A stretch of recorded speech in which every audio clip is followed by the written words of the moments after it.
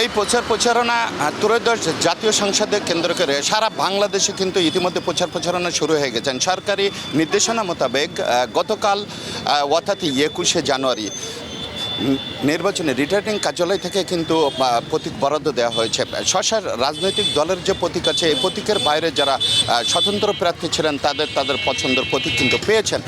তো রাত 12টার পরে কেন্দ্রীয় কার্যালয় থেকে বাংলাদেশ জাতীয়তাবাদী দলের কিন্তু থিম সং উদ্বোধন করা হয়েছে। প্রথম প্রহরেই কিন্তু এটা উদ্বোধন করা হয়েছে। সারা বাংলাদেশের নির্বাচনের প্রচারণী কার্যক্রম এর ব্যতিক্রম কিন্তু সাতক্ষীরার এর ব্যতিক্রম নয়। সাতক্ষীরায় এক আসনের কেন্দ্রীয় প্রকাশনা বিষয়ক সম্পাদক হাবিবুল ইসলাম হাবিব কিন্তু সকাল থেকেই প্রচারণা কাজে নেমেছেন। তো এখন আমি ওনার কাছে কথা বলবো। উনি দীর্ঘদিন যাবৎ আমরা দেখেছি কোভিডের সময় যে সময় মানুষ অবরুদ্ধ ঘরের থেকে বের হইতে ভয় পেত তখনও কিন্তু ত্রাণ নিয়ে ছুটে গেছেন এই আসনের প্রতিটা মানুষের সেবার দ্বার প্রান্তে সেবা পৌঁছে দেওয়ার জন্য। আরেকটা বিষয় একটু উল্লেখ না করলেই নয়, বেতনা ভাঙনে 2025 সালের মাঝামাঝিতে যখন বেতনা নদী ভেঙে যায় তখন ওনার সংসদীয় সীমানায় কিন্তু অধিকাংশ প্লাবিত হয়েছিল। সেটা ক্ষণস্থায়ী কোনো জলাবদ্ধতা নয়, সেটা কিন্তু দীর্ঘস্থায়ী জলাবদ্ধতা ছিল।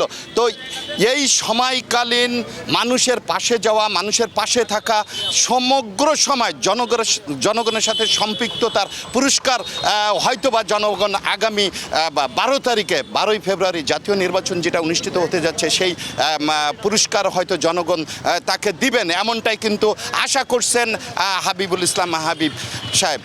তো আমি আরেকটা বিষয় একটু জানিয়ে রাখি, কিছুদিন আগে যে দুর্গাপূজাটা অনুষ্ঠিত হয়ে গেছে সেই দুর্গাপূজার প্রতিটা কেন্দ্রে রাত বিরাতে উনি যেভাবে ছুটে বেড়েছেন, মানুষের পাশে গেছেন, মানুষের নিরাপত্তা দানের সাহস জুগিয়েছেন, সেটা আসলে এখানকার আসনের যে ভোটাররা আছে প্রায় 5 লক্ষাধিক ভোটার তারা কিন্তু এটা ভুলবে না, এমনটাই কিন্তু উনি দাবি করেন। তো ওনার কাছে জানবো যে এতদিন ধরে আপনি জনগণের সঙ্গে যে সম্পৃক্ততা ছিল, জনগণের জন্য যে কাজ করেছেন, জীবনেরও ঝুঁকি নিয়েছেন, জনগণের কাছ থেকে আপনি কেমন ছাড়া পাচ্ছেন এবং আগামী জাতীয় সংসদ নির্বাচনে নির্বাচিত হওয়ার পরে এই আসনের যারা ভোটার আছেন বা মানুষ আছেন তাদের নিয়ে আপনার চিন্তাভাবনা কি?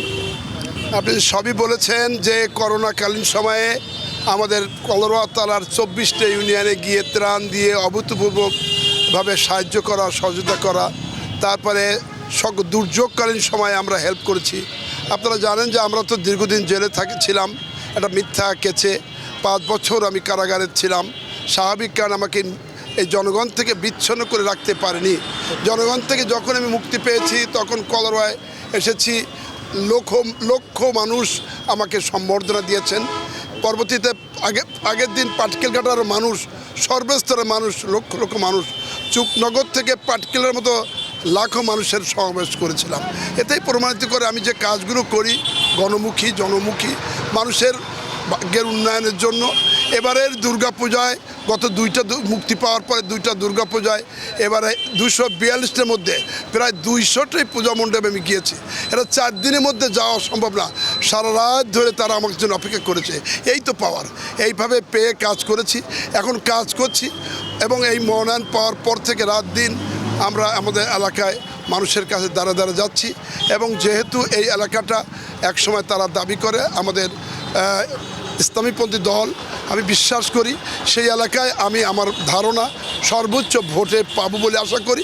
যদি মানুষ নিরপেক্ষভাবে ভোট দিতে পারে, কোনো মব সৃষ্টি করতে পারবে না, কোনো ষড়যন্ত্র করতে পারে না।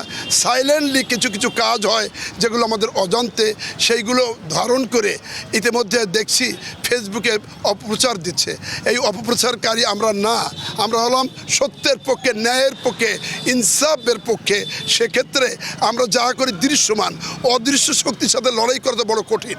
আমি জানি না, তবে যে আশা পেয়েছি সর্বোচ্চ ভোটে আমি নির্বাচিত হব এলাকায়। কিন্তু দুর্ভাগ্য হলো যে কিছু মব সৃষ্টি করে কিছু মানে কোনো ষড়যন্ত্র হয় কিনা, ভোট কেন্দ্রগুলো ভোট দিতে পারে কিনা, যেমন তারা ভোটের ফলাফল কী হবে জানি না। তবে এখনও পর্যন্ত প্রশাসনের যে কার্যক্রম আমি লক্ষ্য করছি, নিরপেক্ষভাবে দেখছি, তারা এখনও পর্যন্ত নিরপেক্ষভাবে আছে। কিন্তু ভোট তো কয়েকটা অতীতের 4টা ভোটে আগের রাত্রি ভোট হয়েছে, ভোটের দিন তারপর ভোট কেন্দ্রে যেতে পারেনি, আর একটা ভোট তো নিজেদের মধ্যে। এই শিক্ষা থেকে এবার সুচারুভাবে সরকারের কাছে দাবি করব, অবিলম্বে সূক্ষ্ম নিরপেক্ষ যাকে খুশি তাকে ভোট দেওয়ার সুযোগটা তার করে দেওয়ার জন্য আমি বর্তমান প্রশাসন, সাতক্ষীরা প্রশাসনকে দাবি করেছি। তারা আশ্বাস দিয়েছেন অতীতের সকল রেকর্ড ভঙ্গ করে অবাধ, সুষ্ঠু, নিরপেক্ষ হবে। আমিও আশা করি তার মধ্যেও কিছু ফুটিং দিয়ে কিছু ক্যামেরাম্যান মব সৃষ্টি করতে চাচ্ছে, সাইবার ক্রাইম করে তাদেরকে আমি মনে করি প্রশাসনকে দাবি করব, যারা হয়রানি করে সাইবার ক্রাইম করে কৃত্রিম উপায়ে তৈরি করে দিচ্ছে, এগুলোর বিরুদ্ধে ব্যবস্থা নেওয়া এবং ভোট কেন্দ্রগুলো যেন সর্বত্র যেন প্রশাসন তাদের যে প্রশাসনের যে আছে যেভাবে ঘিরে রেখে ভোট করানো। এবং আমি আরেকটা আশা করছি সবাইকে ভোট দিতে পারবে কিনা, কেন তারা তো এখন শুনছি নাকি তারা আপনার ফজরের নামাজের আগেই নাকি তারা চলে যাবে ভোট কেন্দ্রে। আমরা যারা অনেকেই আমি আমার দেশবাসীকে জানাবো, তারা কলরাকে জানাবো, সবাই যেন ফজরের নামাজ পড়বে এবং ভোট কেন্দ্রে যাবে। ভোট কেন্দ্র আমাদের হবে, কারণ জনগণ আমাদের সাথে আছে।